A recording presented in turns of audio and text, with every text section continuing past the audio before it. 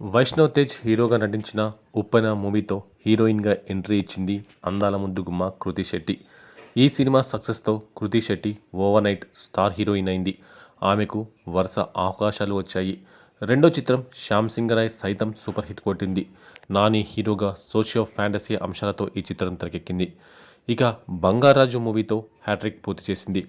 బంగారాజు అనంతరం ఆమెకు వరుస పరాజయాలు ఎదురయ్యాయి. కృతి శెట్టి గత చిత్రం కస్టడీ డిజాస్టర్గా నిలిచింది.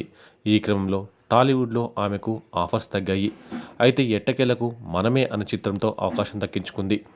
జూన్ 7న మనమే చిత్రం విడుదల కానుంది. ఈ చిత్ర ప్రమోషన్స్లో కృతి శెట్టి విరివిగా పాల్గొంటుంది. ఓ ఇంటర్వ్యూలో ఆమెకు వ్యక్తిగత ప్రశ్న ఎదురైంది. వీరు రిలేషన్షిప్లో ఉన్నారా అని అడగ్గా దానికి అవును అని సమాధానం చెప్పింది. ఎవరితో రిలేషన్షిప్లో ఉన్నారని అడగ్గా నా ప్రొఫెషన్తో అని ఆసక్తికర కామెంట్స్ చేసింది. కృతి వ్యాఖ్యలు ఇప్పుడు నెట్టింట తెగ హల్చల్ చేస్తున్నాయి.